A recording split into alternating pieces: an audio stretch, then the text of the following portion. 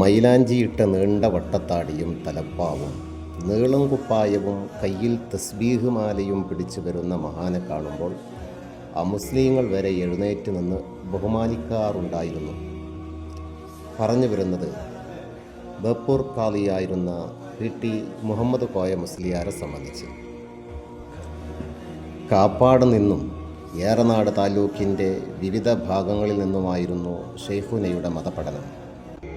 പൊന്നാനി കുഞ്ഞൻ ബാബ മുസ്ലിയാർ, തിരൂരങ്ങാടി മുഹമ്മദ് കുട്ടി മുസ്ലിയാർ, ബൈത്തല അഹമ്മദ് കുട്ടി മുസ്ലിയാർ എന്നിവർ ഗുരുനിരയിലെ പ്രമുഖരിൽപ്പെടും.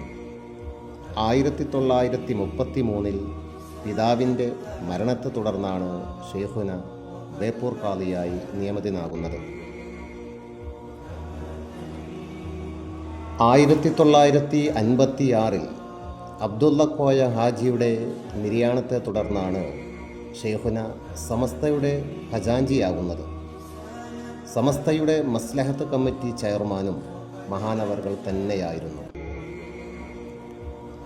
നീണ്ട കുപ്പായ കീശയിൽ നിന്നും മിഠായിയും ഈത്തപ്പഴവും മറ്റും നൽകി കുട്ടികളുടെയും മുതിർന്നവരുടെയും പ്രീതി നേടിയിരുന്ന ആ മഹാൻ രാത്രിയുടെ 2ാം പകുതിയിൽ വീടിനോട് ചേർന്നുള്ള ബേപ്പൂർ ജുമുഅത്ത് പള്ളിയിൽ ഖുർആൻ പാരായണത്തിലും ഇബാദത്തിലുമായി കൂടുമായിരുന്നു.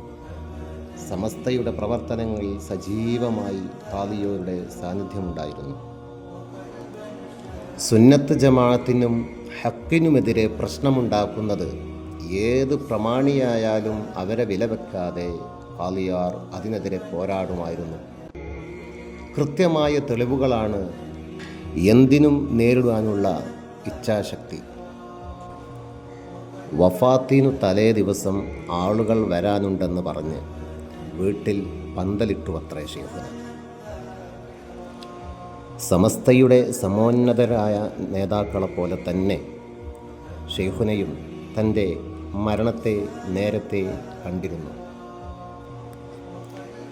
സുന്നത്ത് ജമാഅത്തിൻ്റെ വളർച്ചയ്ക്ക് വേണ്ടി പ്രയത്നിച്ച ആ മഹാജ്ഞാനി 1969 മെയ് 7 ഹിജ്റ 1389 സഫർ 20 ഈ ലോകത്തോട് വിട പറഞ്ഞു.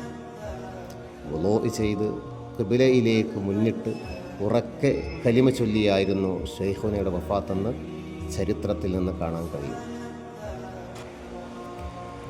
ബേപ്പൂർ ജുമാ മസ്ജിദ് ഖബർസ്ഥാനിലാണ് അന്ത്യവിശ്രമം കൊള്ളുന്നത്. മഹാനവറുകളുടെ കൂടെ അല്ലാഹു നമ്മെയും സ്വർഗത്തിൽ ഒരുമിച്ച് കൂട്ടി അനുഗ്രഹിക്കട്ടെ.